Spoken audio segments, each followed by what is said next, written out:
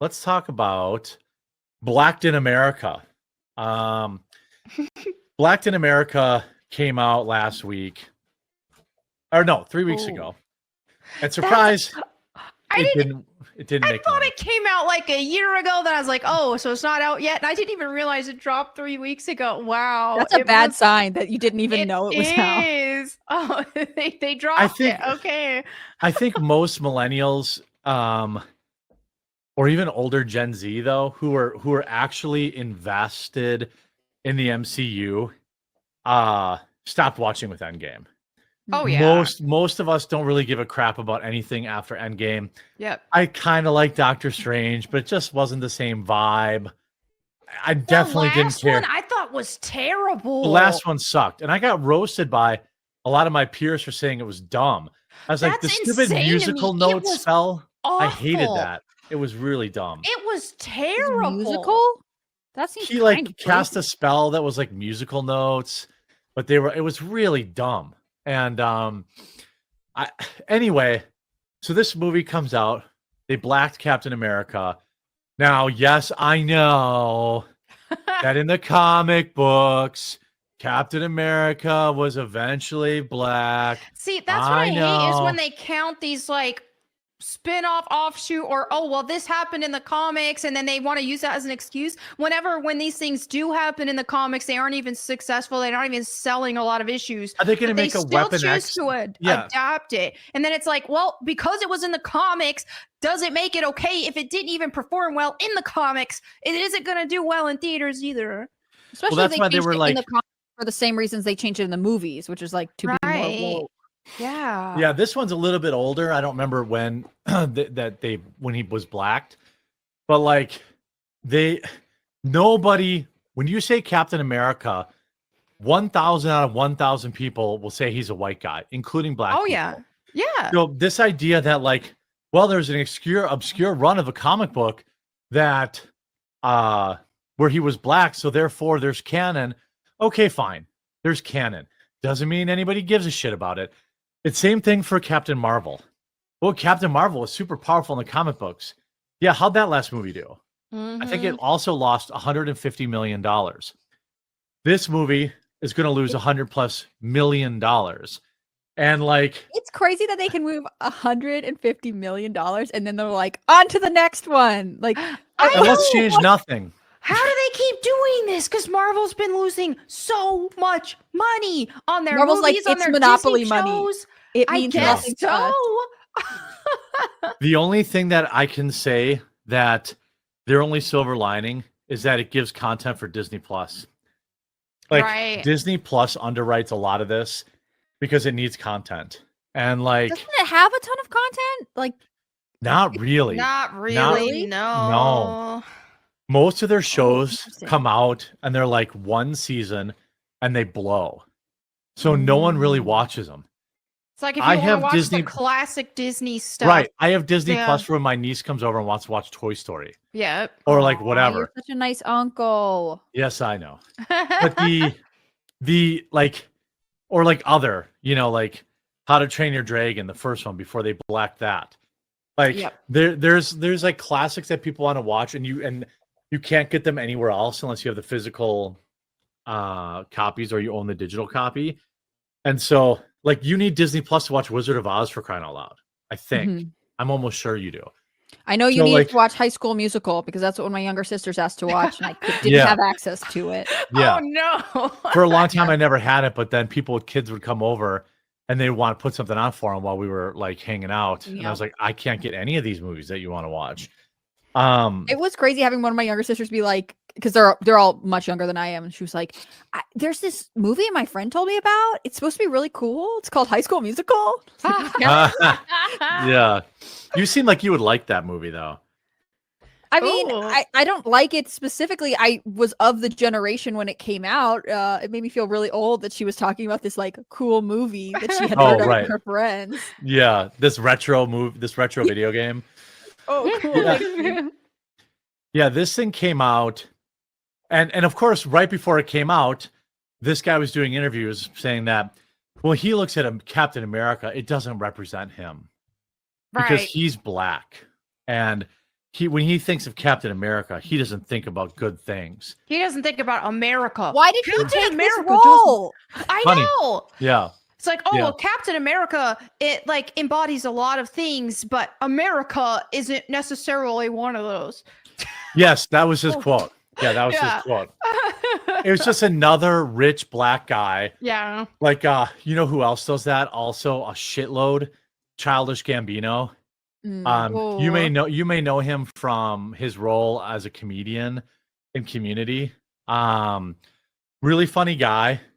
And he's also really good in the show called Atlanta, I think it is. But that guy's always bitching about how hard it is to be black in America. I'm like, dude, you're worth $100 million. Sit down. Like, I don't care. I don't like. Sometimes the messenger matters. I didn't know what's his face from that recent Star Wars trilogy. He did the same thing. Same thing. Yeah. He argued back and forth with me on Twitter about it because I made fun of it. Wow, like, that's funny. Yeah, he just said the same thing. I'm like, bro, you were just the star of a Star Wars movie, the biggest movie franchise on earth. Tell me again, are the oppressors in the room with you? Yeah. Why do you always have to say Is this the stuff? racism in the room with us? Yeah, like, dude, just be happy that you have the role of a lifetime and talk about how Star Wars is awesome instead of being like, yeah, but my suffering. Because the second you do that, the movie becomes political. Exactly. But I think there's like this weird obligation to be like, you know, in everything I do, I must reflect on the suffering of those around me. Yes. You know, it's like, it's a way of like acting as if you're humble to be like, but actually it's very difficult to be black in America. Well, so therefore, even though I'm fabulously wealthy now, it's actually, I'm one of There's a half dozen black billionaires. Okay. I don't want to hear it anymore. And it's even at the point to where you can't enjoy a different, like, any sort of entertainment without, we have to acknowledge this has black roots. There was this like, I've listened to K-pop, and there is this that like Blackpink, the most popular like female K-pop group, and then they did their own solo stuff, and then there was like some rap in it, some dances, and they're like, all the comments on TikTok, we have to acknowledge that that black people gave us this culture. Thank you, black people, for giving us rap. And this dance, just so you know, comes from African people. And it's like, can you just say you like the song? Braids, like certain ways of braiding your hair. There was like a couple different times that influencers got in trouble for braiding their hair in certain ways where it's like, that is from black culture. And I was like, literally European women have been braiding their hair forever. Like, there's that confrontation. There was that woman who's wearing a garbage bag on her head, yelling at this white woman who had braids, telling her to take them out. The video went viral this week or last week. Yeah. I was like, excuse me, obese woman wearing a shirt 3 sizes too small, wearing a shower cap. Ain't nobody want your style. And by the way, the Norwegians were wearing braids in the 1600s, okay? Before the Norwegians ever knew a black person. So, maybe chill. And by the way, boy, since I am in a mood today, you want to play the game that you can only use what your people invented? Fine by me. Let's see how it goes for you. Let's see how many great no technological more weeds advances and wigs or all that. Yeah. Yeah, great. You can have Jerry curl and we'll have everything else.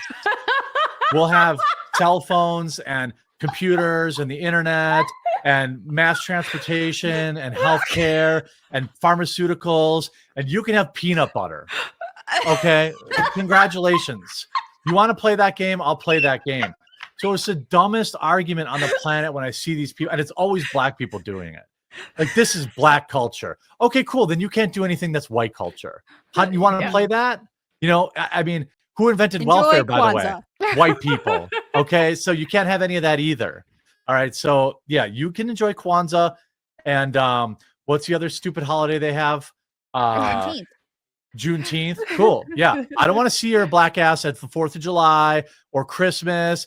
You got to work those days too. You don't get the holidays off either because, you don't get to celebrate. You don't want to take part in white culture, so you want to do all that shit. You want to play? I'll play. Like, it's so stupid to me. Yeah. That, I don't think like that. I don't think that anybody owns anything that they create. Right. I don't think that just because a white person created something means that only white people should use it.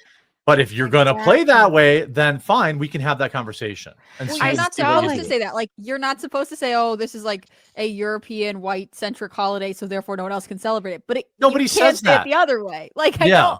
What? Right, exactly. I remember this picture that went kind of viral of these like it was like Japanese women who were wearing cowgirl outfit, like a cowboy hat with like a flannel, like they were trying to look like cowgirls, and it was super cute. It was like we loved it. People loved it, and it was So it's just like that's the thing about culture and stuff is it's fun when it's shared, and it's fun when you see other people that are embracing your own culture. Like I don't get this whole nobody can do anything that has to do with my culture unless it's my people. It's just ridiculous. Yeah, by the way, we can go look at some the nations where your people are the majority, and let's see how they're thriving. There's that reason that Wakanda meme is a thing, one of the most popular memes. Right. So anyway, so when guys like this, what's his stupid name, Anthony Mackie, when he's like, "my people," I'm like, dude, you're just virtue signaling so that you can, I don't know if it's because they must feel guilt. They must have some level of guilt for being successful. I think it's a way of like pretending to be humble, like, I'm a celebrity and wealthy, but actually I'm still one of the people, I still pick up my own laundry and I still complain about the oppression from white people. Even though I live in a gated community that is 100% white, that I'm the only black guy that lives there. Tell me again, where did Patrice Colors move? Yeah, where did Patrice Colors move when she got the money? Any guesses? She moved to a exclusively white neighborhood that was gated. So like, I just don't. I don't have any time for that argument. You want to get into it, you're not going to like what I have to say. So I'm fine with black people. Oh, so where's all the outrage that Beyonce is literally turning white? Has anybody noticed that? She's like dyeing her skin white, and she's singing country music. Well, she's wearing blonde hair, and blonde straightened hair. Women. Yeah, she's literally doing whiteface, and nobody has a problem with that. But blacks are worried about braids. Give me a freaking break. And I'm sure it's only a small percentage of black people. You know what I mean? For sure. I'm sure most black people don't give a shit about that. Yeah. Just so we're clear, # not all. But I just don't have time for that argument. I would happily debate that ratchet chick about what she's allowed to use by her, that was invented by her culture. So anyway, movie bombed. It's not so much that he hates America, but it gave us a lot to talk about. Yeah, I mean, it bombed mostly because I think the problem is these movies would be successful in any other budget, but they have these massive ballooning budgets. Yeah, where like they have no shot. Like Captain America: Brave New World's budget is like $400 million, which means they have to make $700 to $800 million at the box office just to make money. Some of the greatest movies ever were made for under $50 million. So if they could get if they could get these budgets under control, Marvel movies could be successful. But I don't know. They've known this. I mean, Melonie, how long has this been a problem? 4 years? Oh, it's been a long time. And plus, this is also a big thing in the gaming industry as well. And I keep saying, why are video game budgets like hundreds of millions of dollars? This is insane. Then for them to be successful, they have to sell way too many. And then what's going on with the box office right now, too? We still enjoy a lot of lower budget things. You ain't got to do all that. Well, you know what's going to happen next year, by the way, when Grand Theft Auto 6 comes out? They've been prepping the market, like it's in terms of budgets. They've been prepping the market for months now with this. Well, Grand Theft Auto is going to cost $90 or $100, and when it comes out, it's probably going to cost $80 or $85. They're going to set the market. They're saying, "Hey, we need $100 to make money on this game," even though Grand Theft Auto is the most profitable video game probably of all time. Yep. But they're going to say it's going to be $100, and then suddenly games are going to go from 60 to 80, and people are going to feel thankful about it. They're going to be like, "Well, at least it's not 100." That's a good point. I don't think it's sustainable. It seems like some of this math is like money laundering and or made up. It must be. They can't bounce the books, and so therefore it doesn't matter if things are expensive. I just saw this report from someone that that movie Anora that won the Grammy or whatever. Right. Yeah. That the movie's budget was like $6 million, $9 million. But they spent $18 million on the award season campaign, which, if true, seems sort of nuts to me. Like, so it's actually about something else entirely, and also maybe just paying your publicist friends. Like, that's sort of what I start to think. Like, you're like, oh yeah, this video game will cost $100. Oh, actually, this movie's going to cost $250 million. Does everybody have their checks? Okay, we're good to go.